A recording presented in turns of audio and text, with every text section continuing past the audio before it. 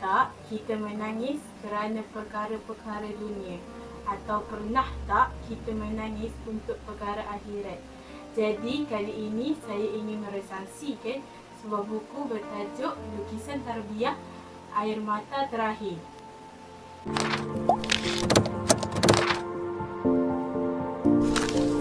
Assalamualaikum dan hai semua. Nama saya Aina Airiah binti Muhammad Arifin.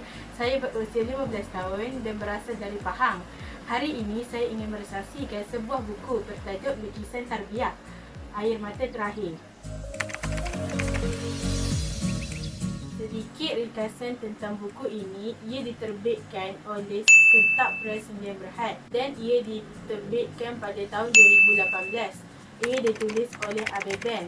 Untuk pengetahuan anda, Abeban telah menghasilkan Lukisan Tarbiyah 1, Lukisan Tarbiyah 2 dan ini karyanya yang ketiga, Lukisan Tarbiyah 3 Air Mata Terakhir.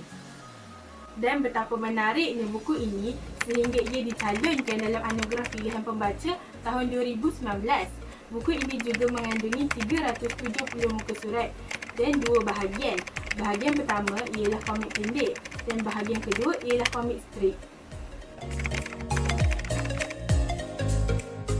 Sinopsis ringkas mengenai buku ini. Buku ini menceritakan mengenai nilai-nilai yang perlu ada sebagai seorang Muslim.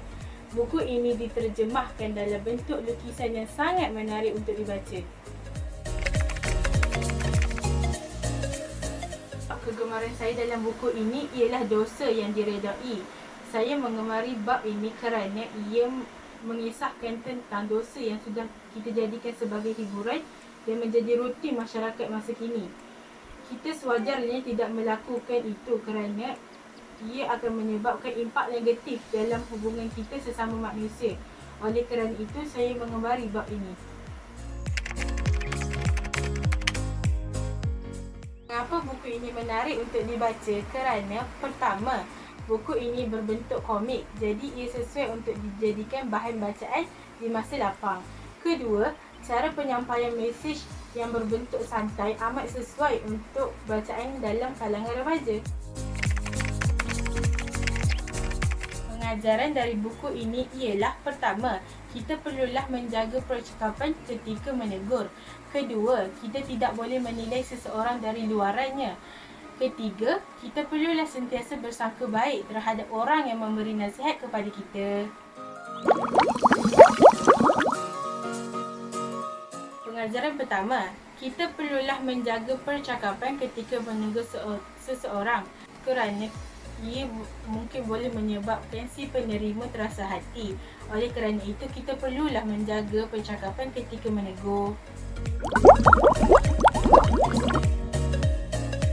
Pengajaran yang kedua, kita tidak boleh menilai seseorang dari luarannya. Kita seharusnya tidak terus memberi tanggapan kepada seseorang berdasarkan luarannya kerana ia mungkin boleh menyebabkan pertengkaran dan berlaku kesalahfahaman di antara pihak-pihak yang terlibat.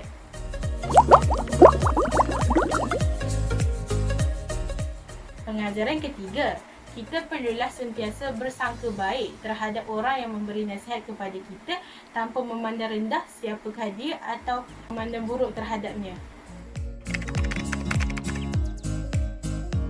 Kesimpulannya, itu sahaja resensi mengenai buku ini, Lukisan Tarbiyah 3 Air Mata Terakhir. Semoga resensi ini dapat memberi pengajaran dan menarik minat anda semua agar turut membaca buku ini.